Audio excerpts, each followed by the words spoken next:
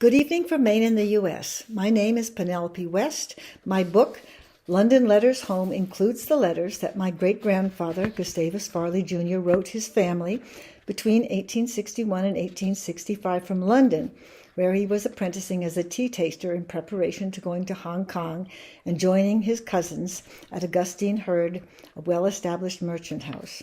I want to thank Dr. Gillian Bickley and her husband, Dr. Werner Bickley, for founding the prize. I'm deeply indebted to the Proverse editing team for shepherding my work. They were very patient with me as they narrowed the scope and the structure for this book. I must also thank Proverse for seeing the value of sharing these primary documents. Indeed, these letters may be unique, as I failed to find anyone writing about tea tasting apprenticeships in London before heading out to China. When Gus left his home in Massachusetts, the American merchant adventurers who swarmed into the China trade at the end of the American Revolution were being replaced by a second and a third generation of Western businessmen.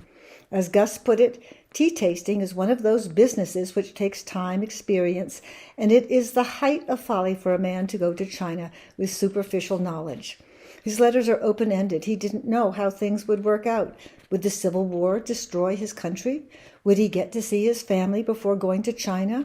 Would he be the shining light he desired to be for his father, who had had so many business reverses, for his 4 younger sisters, or for his dear Swedish mother? Would tea tasting agree with him? Would he succeed in the tea business and get on with his cousins? Would he find friends and mentors in London? Surely the riches and the opportunity of exotic China must have always been in the back of his mind, encouraging him forward. It was with great expectations under his arm that my grandfather, really just a 17-year-old boy, set off across the Atlantic for an apprenticeship as a tea taster in Charles Dickens's London. He had a rocky start, almost dying in a boat accident before even setting foot in England. Then the man who was his mentor was away in Russia on secret business.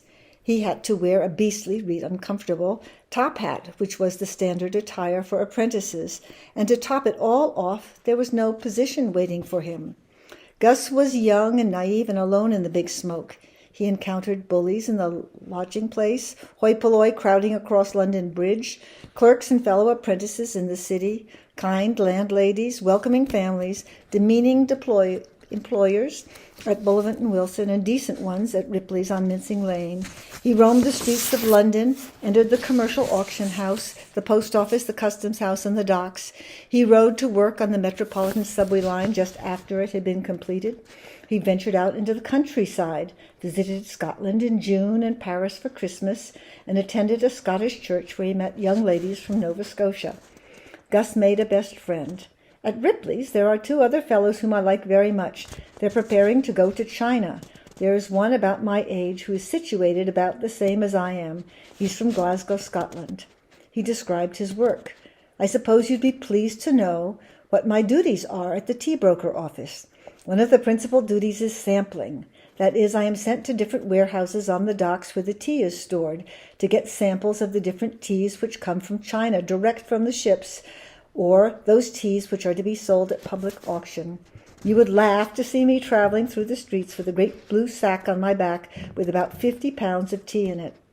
When it finally came time for Gus to head to China, he sailed on the clipper ship the Waterloo for 123 days straight before disembarking in Hong Kong, the promised land.